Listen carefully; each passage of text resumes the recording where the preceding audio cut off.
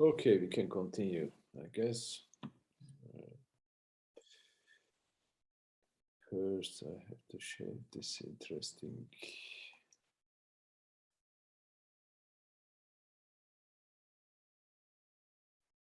Again, quote from Marx about the difference between the appearances and reality, or the essence of things, as Marx would call them. The real causal mechanisms or generator mechanisms cannot be seen or observed directly. So through our thinking, we should try to reach their knowledge in general. Otherwise, what we do would be a kind of vulgar economics. And this is a very interesting and colorful quotation from Marx, again, from Das Kapital. It is like this: the sphere of circulation or commodity exchange, within whose boundaries the sale and purchase of labor power goes on, is in fact a very Eden of the innate rights of man. It is the exclusive realm of freedom, equality, property, and Bentham. Freedom because both buyer and seller of a commodity, let us say of labor power, are determined only by their free will, freedom. They contract as free persons who are equal before the law. So capitalism is based upon free labor, freedom to contract, free to do anything. Their contract is the final result in which their joint will finds a common legal expression. Equality, because each enters into relation with the other as with a simple owner of commodities, and they exchange equivalent for equivalent. Only equivalent values are to be exchanged in a capitalist society, in the market in general. Property, because each disposes only what is his own. And Bentham, because each looks only to his own advantage. Bentham utilitarianism. We are concerned with increasing our utilities, pleasure. Pain and pleasure is the basic principle that guides our lives. Avoid pain, increase pleasure. So basically, a vulgar economics, for example, even in neoclassical economics, we say that, this type of economics argues that market is a sphere in which individuals are free, exactly, free to supply your own labor power. Marx says actually in a capitalist society, individuals are free in a double sense. One, freedom of contract. We can draw any kind of contract, actually any kind of exchange is can be seen as a type of contract, right? A contract need not to be a written one. Basically, it's based upon mutual understanding and mutual acceptance, right? It's a kind of consensus. So freedom of contract is an important part of the market society, market economy in general, right? So this is the first meaning of freedom according to Marx. And the second freedom, type of freedom, again, according to him, is that workers are free to supply their own labor power. So it's a bit ironical, maybe, to talk about this kind of freedom, but this is what Marx, in a capitalist economy, labor power becomes a commodity. Labor power referring to the actual power of agency of human beings comes to be separated from the owners, individuals, human beings, and they acquire a thing like character. This is alienation, fetishism, and reification according to Lukács, right? So basically, freedom and also equality, exchange process, property, private property society in which we live.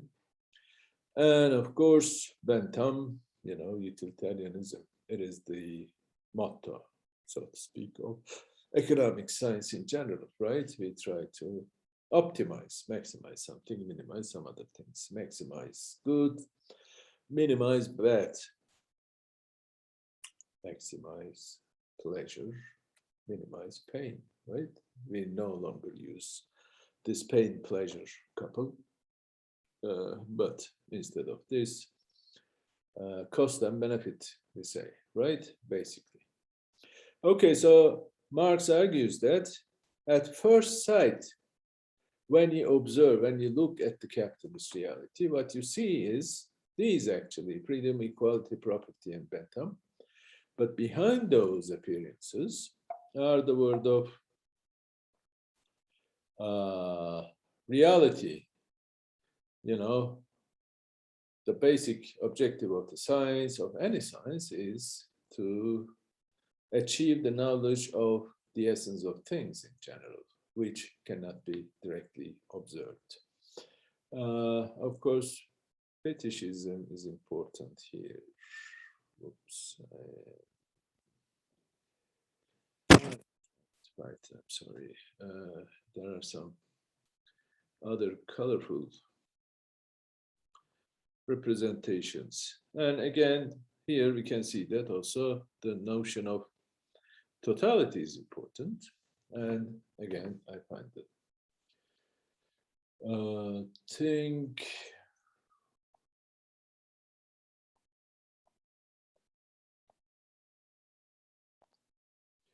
I'm sorry, I'm trying to, anyway, this is okay.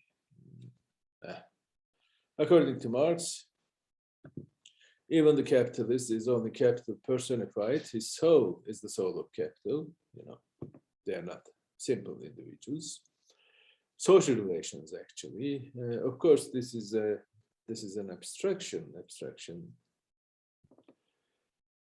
to be used to understand capitalist reality, right? Because the totality of capitalist reality is important. So we have to consider not the individuals themselves, but the place of individuals, so to speak, within a class system or within the production process in general. This is the bewitched, distorted, and upside down world haunted by Monsieur le Capital and Madame la Terre. Capital, capital, terre, nature, land, while at the same time social characters and near things. This is the notion of alienation once again, and he argues that basically what we see, what we observe directly, is not the reality itself, but its own representation or manifestation, which is upside down. It's the bewitched. This is an interesting word. And distorted, usually, for example, in the Marxian circles, ideology is argued to distort the reality, you know, in presenting the reality. Basically, the basic function of ideology is this distortion, so that convince people that capitalism is eternal, it's natural, it is the most suitable mode of production for human beings in general, etc. This is the basic function of capitalist ideology, apologetic, so to speak, and the part of this capitalist ideology is this, what Marx calls the vulgar science, vulgar economics in general, you know, the economics of, for example, Jean-Baptiste Say and Frédéric Bastiat, liberal thinkings, and even Thomas Malthus and Marx also don't like John Stuart Mill.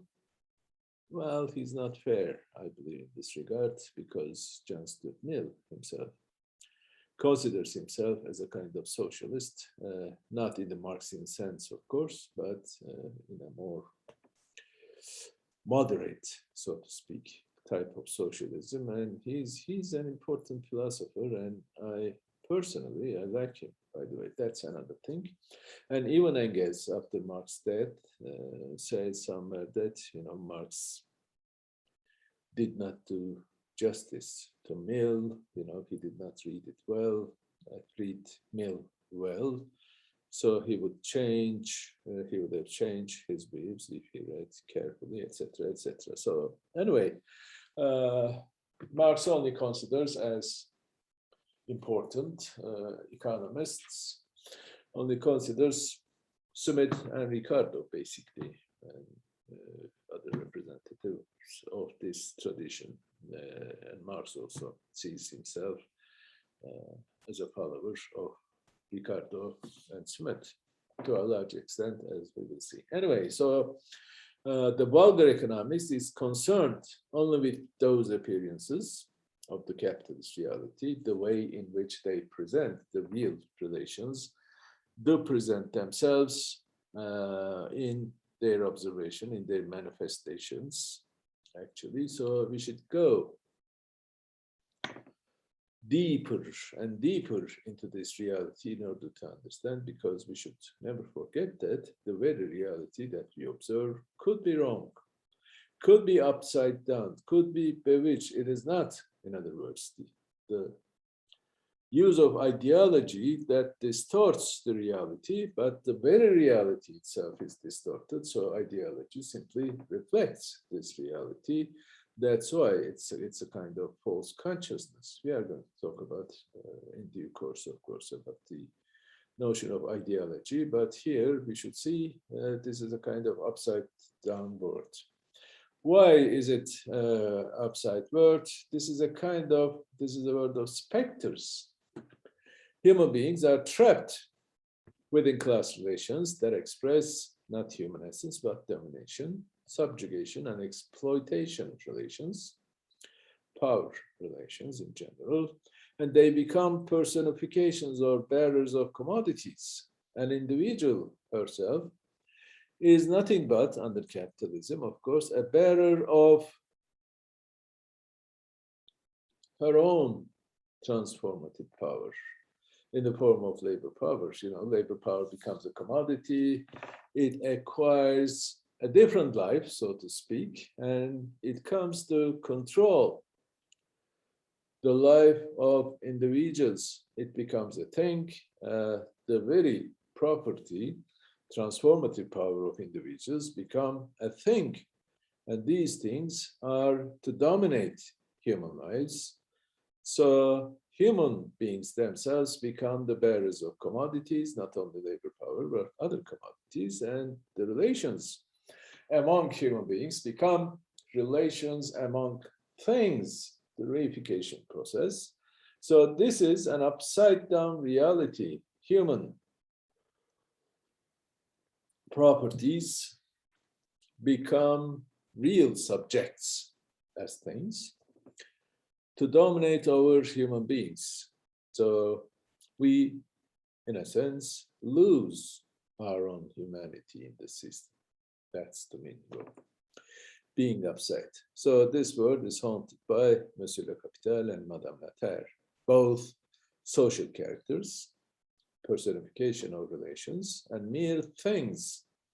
And this is from Das Kapital, volume 3, I guess. I'm not sure. Anyway. So they become, even capitalists themselves as individuals, become mere personifications or bearers of commodities, which are nothing but the inverted forms of human transformative power or agency power. The very social reality itself is inverted. So social relations of production are mystified. This mystification, bewitched, illusion, enchantment, these are words that Marx loved to use in expressing the properties of capitalist social relations or relations of production. They are mystified and acquire the properties of things. So this is one idea.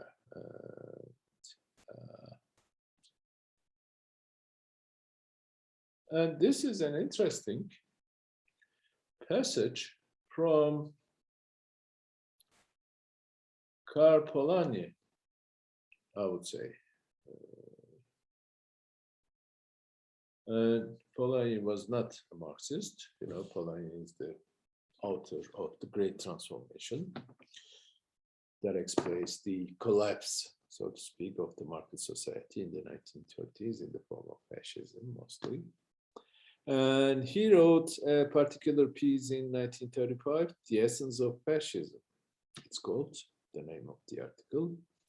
And here, after reading Marx's 44 manuscripts mostly and early writings, remember again, early writings were published in the 1930s, so elder generations of Marxists were not aware of the existence of these works by Marx. And after reading it, his comment about Marx's early works, especially 1844 manuscripts, is this: in a developed market society, distribution of labor intervenes. The relationship becomes indirect. Instead of immediate cooperation, there's indirect cooperation by the medium of exchange of commodities. The reality of the relationships persists. The producers continue to produce for one another, but this relationship is now hidden behind the exchange of goods. It is impersonal. It expresses itself in the objective guise of the exchange value of commodities. It is objective, thing-like. Commodities, on the other hand, take on a semblance of life. They follow their own laws, rush in and out of the market, change places, seem to be masters of their own destiny. We are in a spectral world, but in a world in which specters are real. For the pseudo-life of the commodity, the objective character of exchange value are not illusion. So this is a very powerful and important characterization. Again, from a modern Marxist writer, Karel Kosik, Czech guy, I guess, have this idea. Even individuals, human beings, themselves become abstractions in this reality. You know, this is the inversion of the subject and the predicate. The real subject is the human being herself, but the predicate, the labor power, the transformative power of this subject becomes the real subject, actually, you know, through commodification process and through the labor powers becoming a commodity, and they come to dominate over human lives, basically. So we are just reduced in this process, proletarians or capitalists or aristocrats, doesn't matter in this respect. We are reduced to owners or bearers of commodities. Actually, real relations among human beings become, or appear at least, relations among things. And this means the immersion of the subject into its own predicate. Subject becomes predicate, and the predicate becomes subject. Again, the Hegelian language, right? Dialectics, contradiction, etc. So he says it is not the theory, but reality itself that reduces man, human beings, to an abstraction. Economics, our own economics, is a system and set of laws governing relations in which man is constantly being transformed into economic man.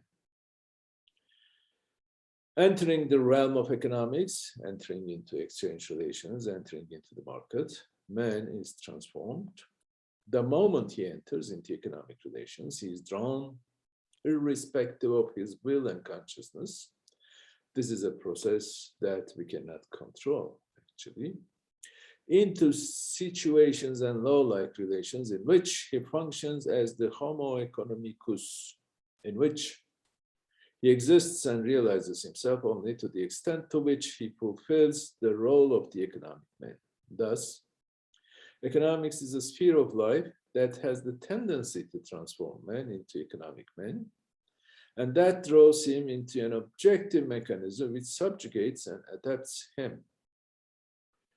This is a book by Karel Kosik about methodology of science, actually. This is very interesting, this passage, because it implies some deeper problems with both capitalism and with the creation of the abstraction of economic man or rational economic being or whatever. It is a result of a learning process, I would say. Human beings are not economic beings in the first place. They are concerned with realizing their own essences, they are concerned with being free, etc. But in economics, we consider human beings only as rational economic men, rational economic beings, Homo economicus. And Homo economicus is not a characteristic of human beings, but actually, human beings are forced to become Homo economicus, forced by market relations. There's a very interesting writing by Marx in his earlier period called On the Jewish Question. It's about the Jewish question as it appears, but in there's also an interesting analytical framework that Marx develops. It's again a Hegelian thing, maybe inspired by at least Hegelian philosophy. Later, after Marx, of course, it was also used by Max Weber. Max Weber, famous distinction between economic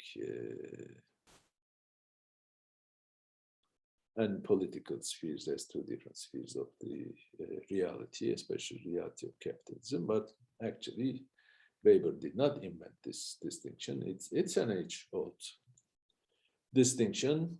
Actually, even goes before Marx. There was German guy Otto Gierke argues that capitalist society is a contract type of society, and he makes the important famous distinction between contract society and the status society.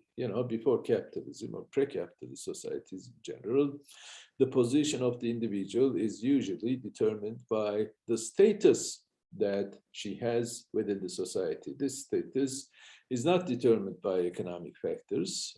Economic factors are also influential in determining this status, but it is not the existence of economic influences per se that brings about these differences in status. It's political character, basically. And this distinction was later used by Marx in this On the Jewish Question. I'm not saying that these are the same, but similar notions. And also by Max Weber and also Karl Polanyi, again in his great transformation. But above all, Ferdinand Tönnies, who is considered as one of the founding fathers of sociology, he has this famous distinction between community and society. Society actually refers to capitalist society in general, and he makes it clear that society, Gesellschaft in German, I guess, is to be identified with the fact that labor power itself is a commodity. In his book, 1888, I guess it was published, Gemeinschaft und Gesellschaft. It's German to me. Gemeinschaft, I'm not sure I'm saying it correctly. Gemeinschaft refers to community, it is translated community. And Gesellschaft is society. Gemeinschaft, community, refers to pre-capitalist societies. In history, he doesn't make any distinction among the slavery or feudalism, etc. But before capitalism, every society has a political character. Mostly, economic factors do not play the decisive role in determining the character of the society. This is, in a sense, a critique, I would say, of the historical materialist idea. Remember, historical materialism, at least in its cruder version, There is economic base, and economic base determines the superstructure. So whatever politics, whatever political is to be determined by the economic base. So economic factors are decisive in determining political factors. By political, politicals, the Greek term polis is important in the development of the notion of politics and political. It means society or the community that the polis depends on or is based upon. So basically, politics in Aristotle and in Greek philosophy in general is part and parcel of ethics. Ethics is concerned with good or bad, or what Aristotle calls, not directly, maybe what he implies, the good life, eudaimonia.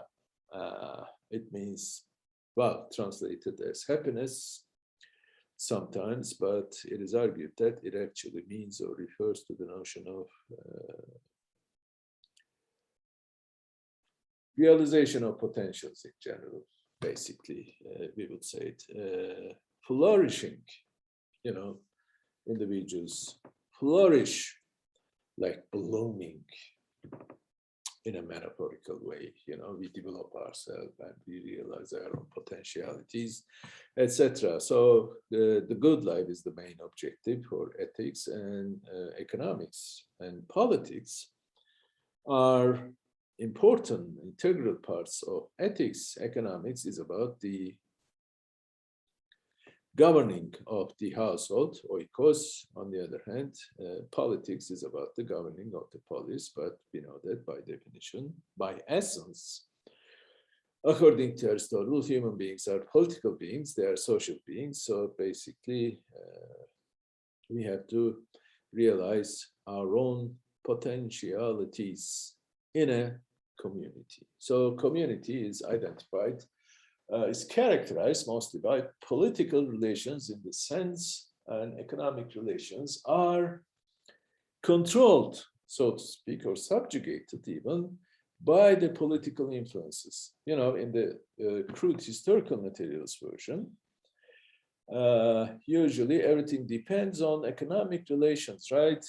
Especially the economic ways within the interaction and contradiction between the forces of production and relations of production. So it is this contradiction and influence of this economic base that shapes and influences the society. It even determines the future course of the society, basically. So economics is important.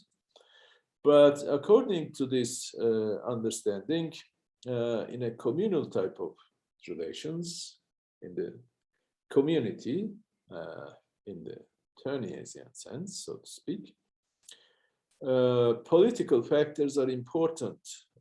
This is called also by Polanyi by embeddedness.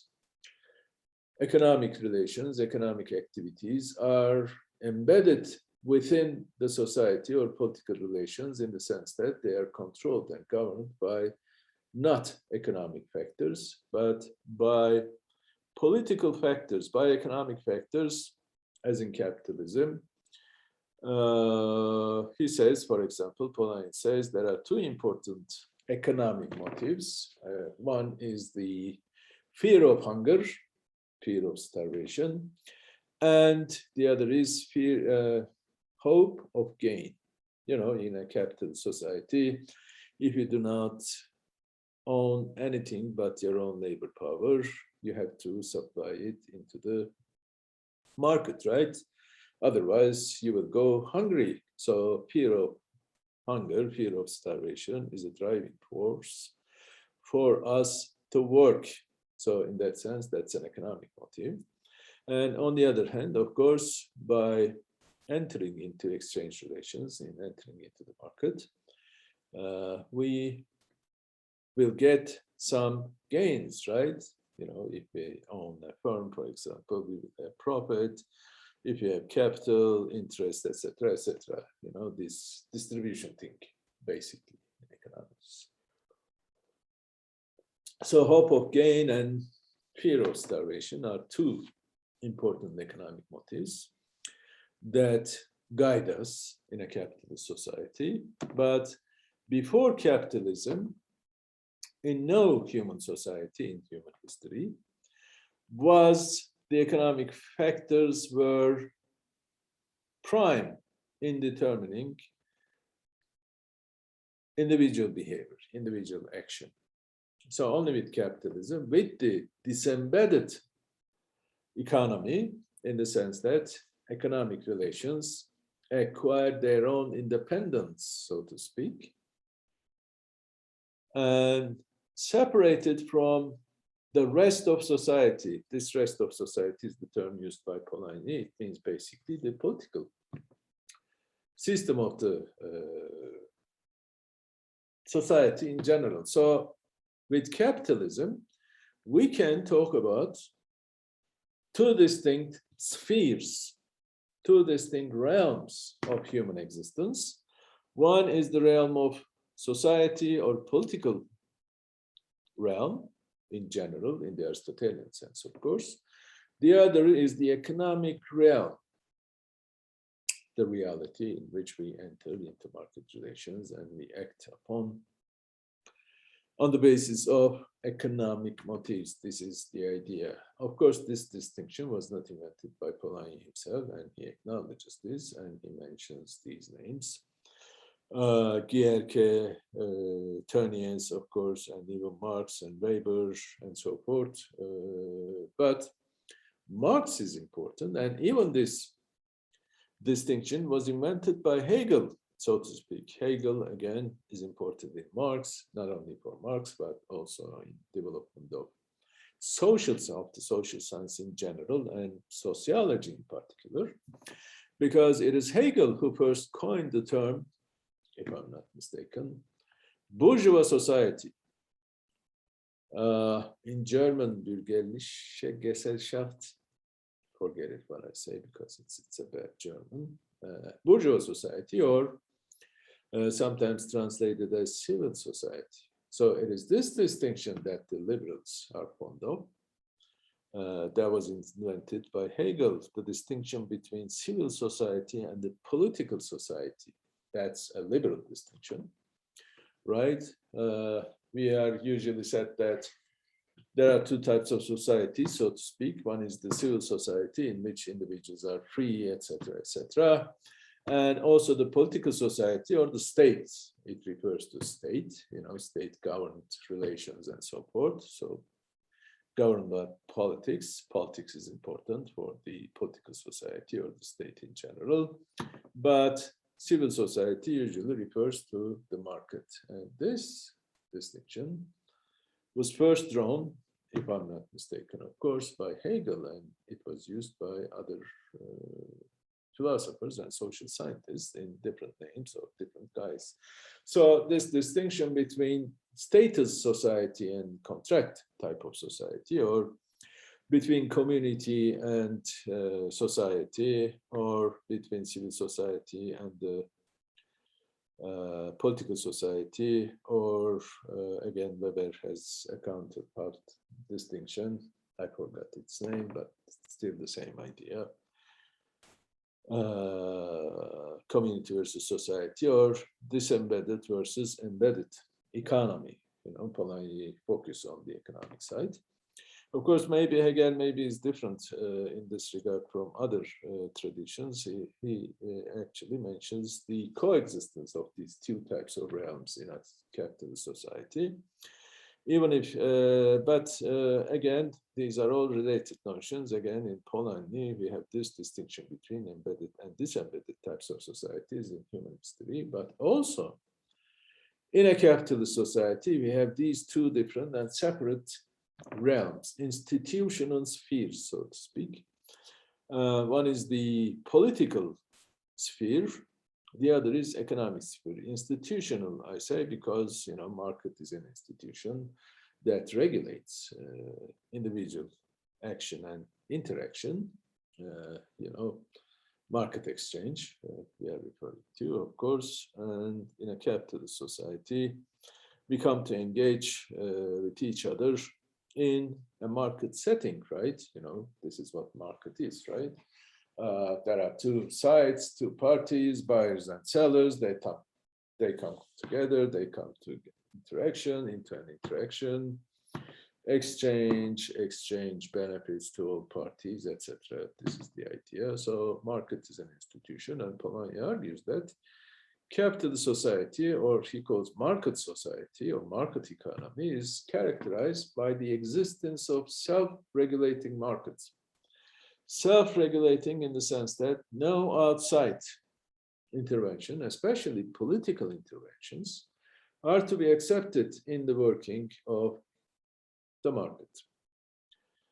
By political, of course, we mean the actions of the state, but at the same time, the actions of or interventions of other type of political institutions or political agencies, I would say, for example, trade unions, right? Or worker unions in general, not necessarily economic character, they may have thing, and even some communal types of gatherings or institutions, etc. So no political type of intervention is required. Actually, they must be forbidden. They must be prevented from intervening into the work of the market. This is the liberal thinking, right, in general. And also in economics, we accept the same idea, right? If you leave the market to its own devices, everything will be okay on the basis of demand and supply. There will be no excess demand, no excess supply, etc. But of course, with the exception of the labor market, in the labor market, there are usually excess supply and so forth. This is another idea, of course, but it is also explained, the existence of excess supply in the labor market is also explained by the existence of trade unions, for example, by government interventions, especially the minimum wage regulations, etc., etc. So the idea is quite simple and liberal, of course.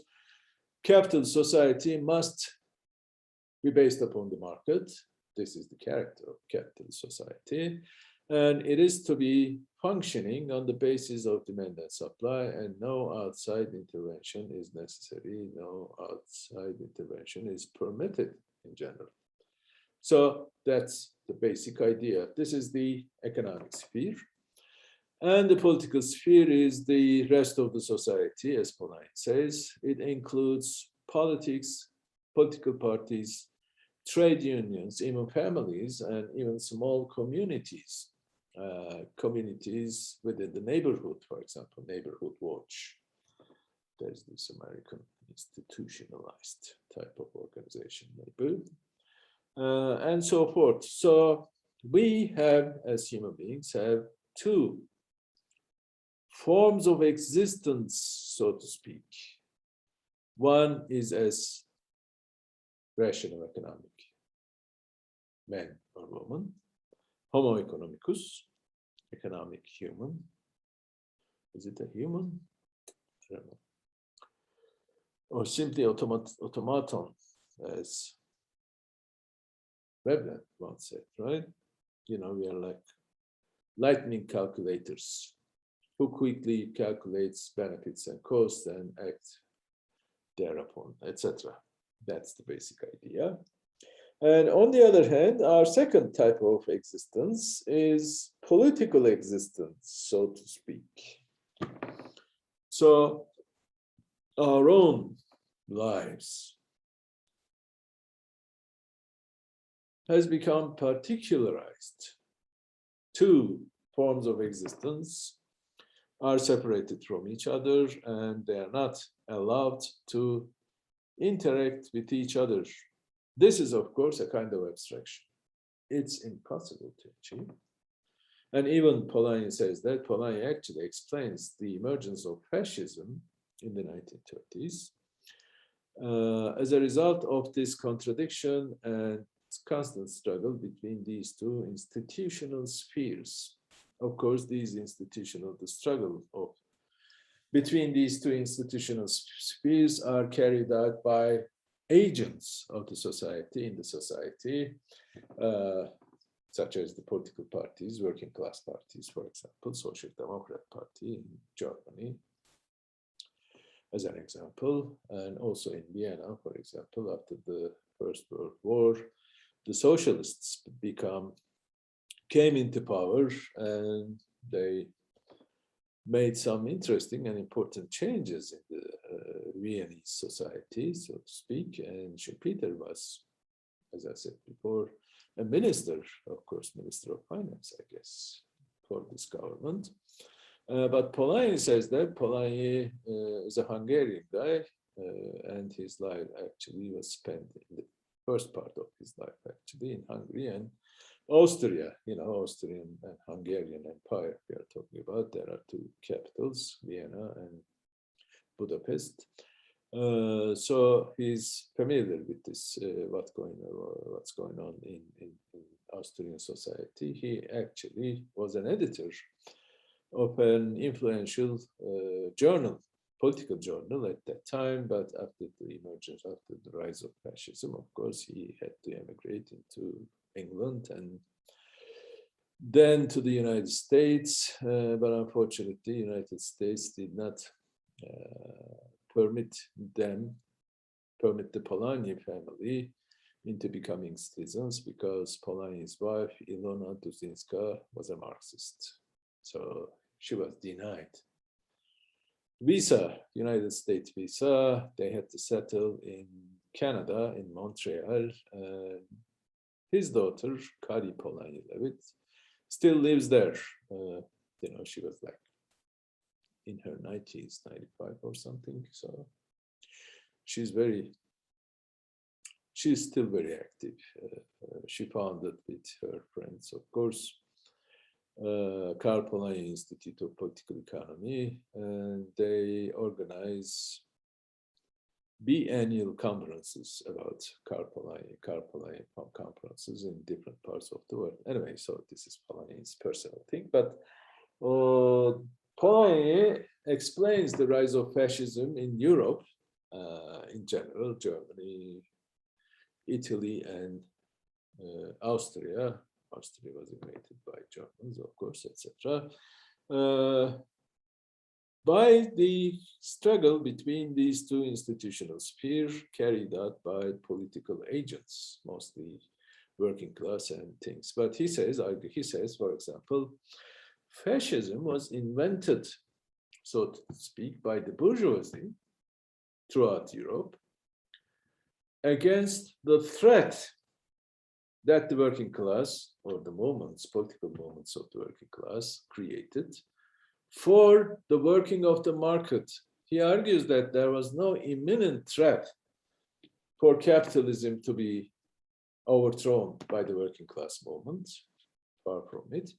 But the point is that, according to Polanyi, there's a threat for the political parties in general, or working class movements, for intervening into the working of the market through class struggles, through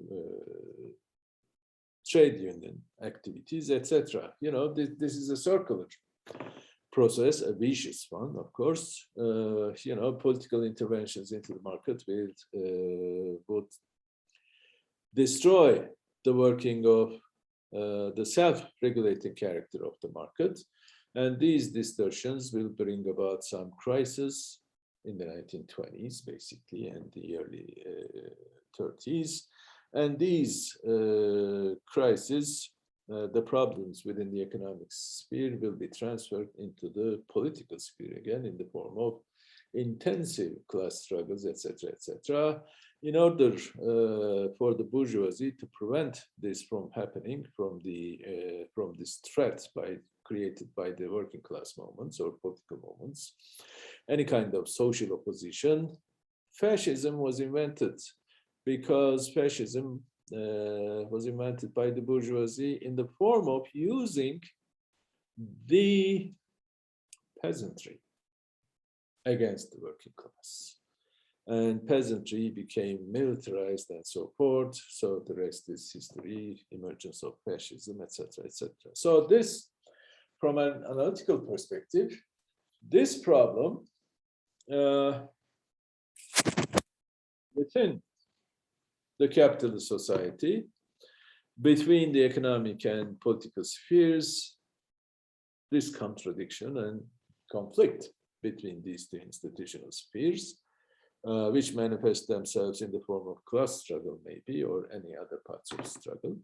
This is quite interesting because Polanyi argues that, in this respect, for example, the peasantry and also the common people in general, not workers, the rest of the society maybe, not workers, not bourgeoisie, were trying to protect themselves against the destructive aspects of the market, of the extension of the market. Polanyi says that the market constantly extends its own sphere. You know, it includes every aspect of society, every human aspect, so to speak. You know, it changes the society, it changes education, it changes the state, it transforms the family, you know, the motive of gain and hunger, etc. Everything becomes economic.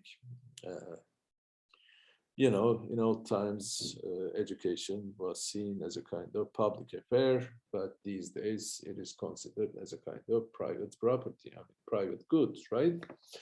It is no longer almost a public good, etc. In that sense, market extends its influence and transforms the society in general. And against these transformations, people react, actually.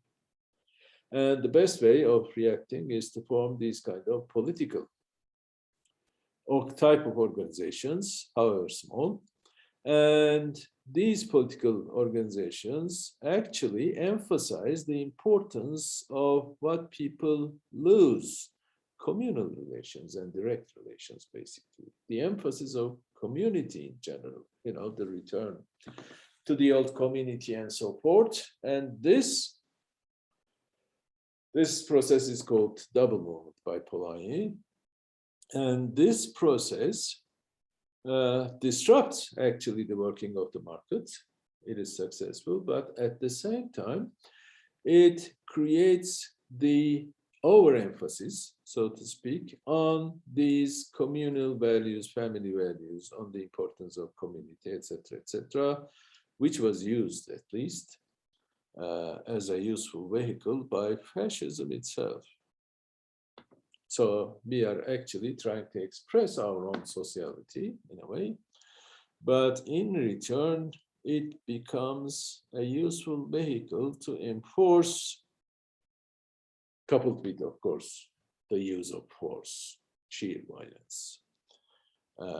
It will make the society to change towards a fascist one, etc. Fascism was a solution, so to speak, to eradicate social opposition. But this social opposition actually also, at least in part, in the emergence of fascism. This is almost paradoxical. You know, this is the unintended consequence of intentional human action, again, right? Bad one, or invisible backhand, something like that. So anyway, returning to Marx, I said this distinction between civil society and political state was a Hegelian one and used by different writers, different philosophers and social scientists. And Marx also was influenced by this in his famous writing. Let me stop here, okay. Famous writing on the Jewish question. You know, in Germany at that time, in the late 80s, there was this debate about the Jewish people in general. Well, its roots are in the 19th century, in the early 19th century, you know, with the within the Enlightenment period, you know, until the early 19th century, we would say, mostly 18th century, the cosmopolitan solidarity among human beings were emphasized. The philosopher that I mentioned, Moses Mendelssohn, was a Jewish actually, and his views are very close to those of Kant's and so forth. He was an important Kantian philosopher. But Germany in Europe had always been, so to speak, a land of anti-Semitism, I would say, in general. For example, in the 19th century, Jews were denied by government decree to carry out their own trades, their own jobs. And even Marx's own family was converted from Judaism to Protestantism, I guess. Marx's grandfather, I'm not certain.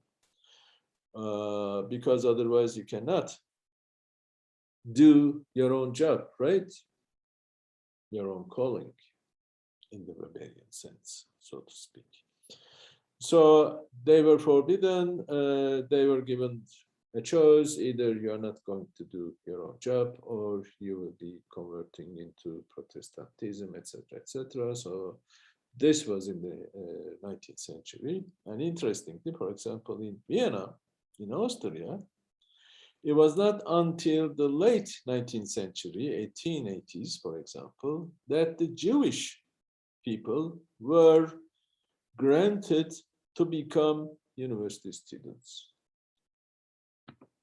So in the 1880s, they were allowed to become university students, and the Viennese and Jewish intellectuals of that time actually was a result of this attempt, because each Jewish family actually wanted at least one of their family members to become a university student and also a university professor if possible. And they actually supported them both financially and psychologically. So a generation of intellectuals, that includes Freud, for example, and also that includes famous philosophers of science that formed the Viennese circle, such as Morris Schlick, for example, etc., were the products, in a sense, of this period. So the anti-Semitism was very heavy during that period in the 19th century and, of course, the early 20th century. And unfortunately, even today, we have the same problem in most of the countries of the world, so not only Europe, but other parts of the world as well. Anyway, it is sad. What I'm saying is actually,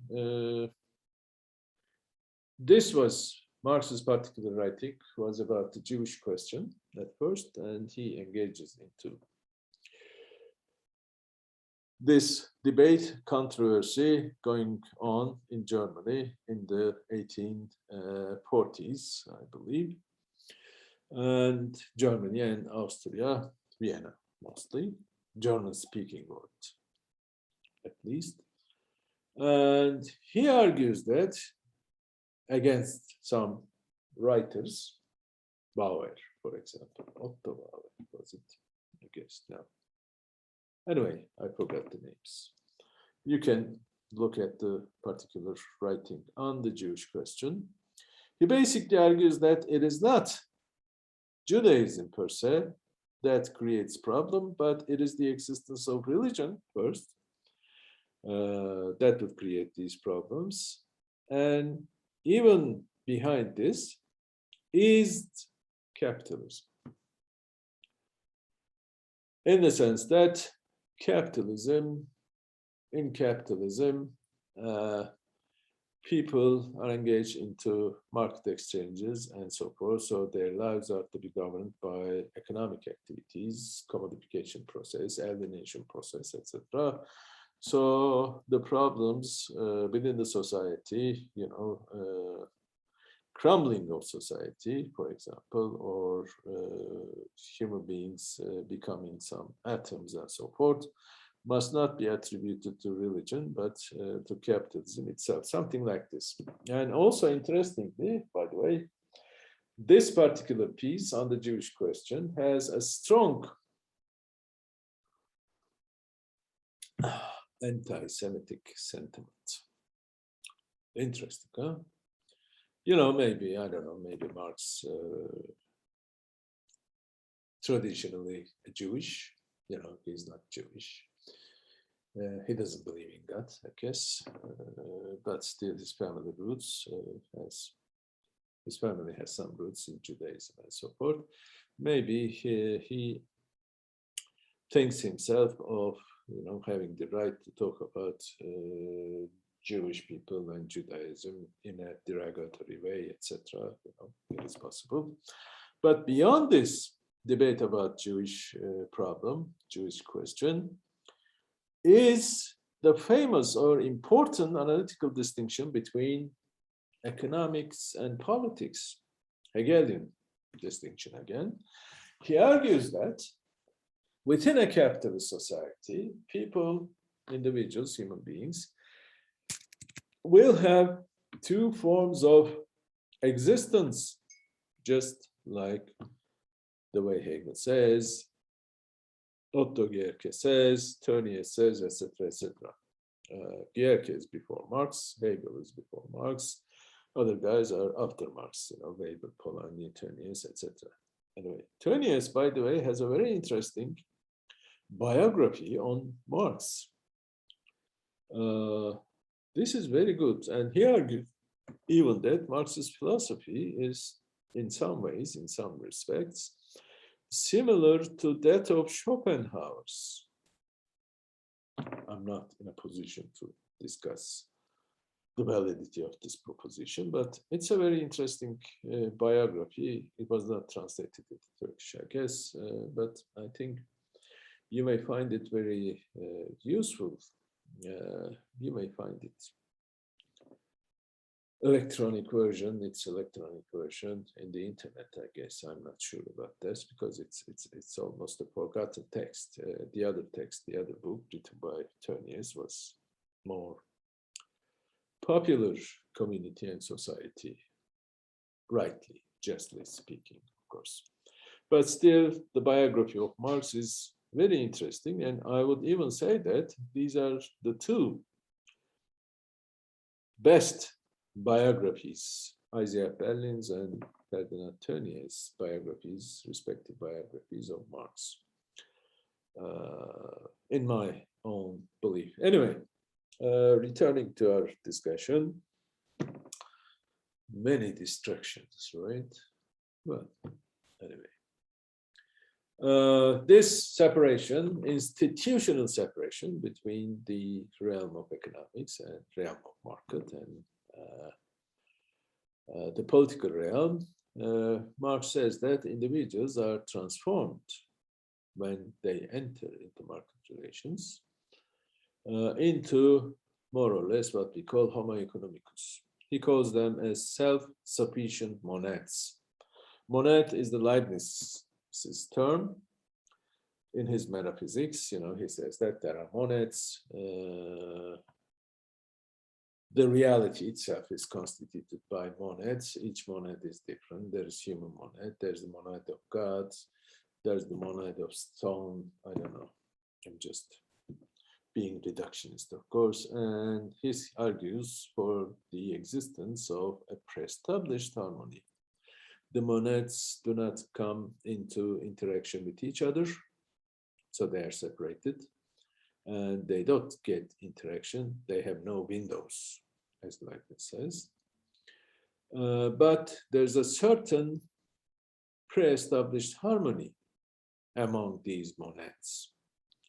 You know, the famous example is that there are many mechanical clocks, mechanical watches, pocket watches, for example. Each had been wound at the same time, but they work together. You know, they show the same time, but this does not mean that they are capable of influencing each other. That's the famous metaphor. This metaphor was not invented by Leibniz, by the way. It's a Leibnizian. I'm sorry, Descartesian, Cartesian. Renatus Cartesius. Cartesian metaphor, there are two substances, matter and mind. There's no interaction between them. They're just two mechanical clocks working at the same time, showing the same time, but no interaction. This is something like this. Of course, this harmony was established by God, naturally. This is a mechanistic philosophy, mechanistic metaphysics. So it's similar to the Newtonian understanding. Newton does not refer to these kind of metaphysical notions, but his physical theory is actually his theory of physics, I should say physical, is actually based upon mechanistic philosophy. Three laws, they interact with each other, each objects, including the balls or planets or whatever. So the force of gravity is the most important notion of the mechanistic philosophy, and it became also important for economics through Adam Smith, right? Remember. So this is the idea. Monads, and Marx calls them, individuals, as monads, actually atoms. It's an atomistic way of existence. Atomistic philosophy is a mechanistic philosophy. There are atoms, and just like the billiard balls, I guess, by external force, they come to move and hit each other, and a reaction creates some kind of equal reaction, equal force, etc., etc. The principle of inertia, something like that. So atomistic philosophy is important because Marx argues that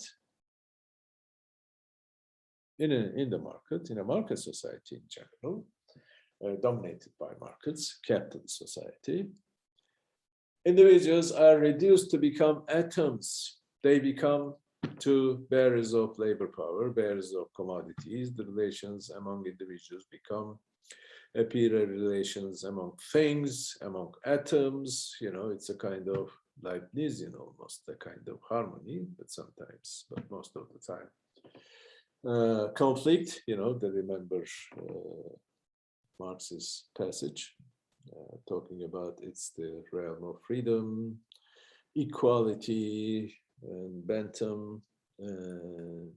Anyway, the other thing.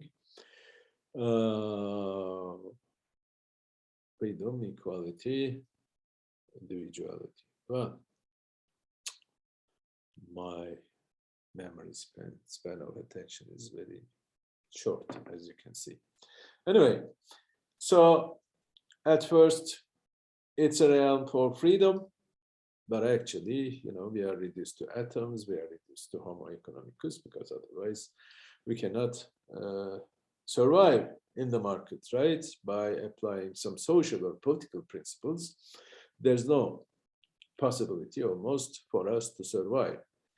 Well, it's another point of debate, of course, especially these days, as we have observed that even some religious communities became important agents within the market, but that's another thing.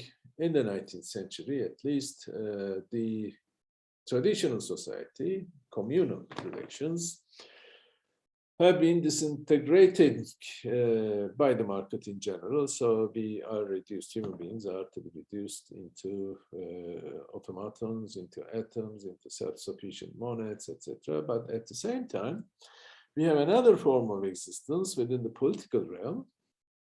And this realm is to be identified by the fact that human beings are social beings, etc., etc. So on the one hand, this is almost a kind of schizophrenic existence, right?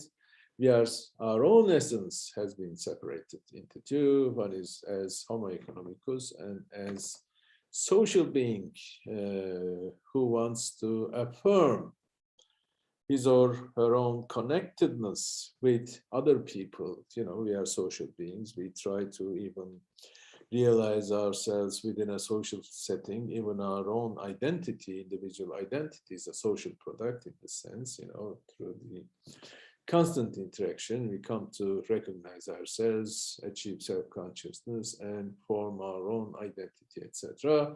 So there's a conflict within the capitalist society between these two spheres. This is a very powerful, as I say, analytical framework. In the political sphere, Marx says that we are like political beings, we act like political beings, social beings, and in the market sphere, our existence is more of a mundane type, in the sense that we are concerned with maximizing utility, etc.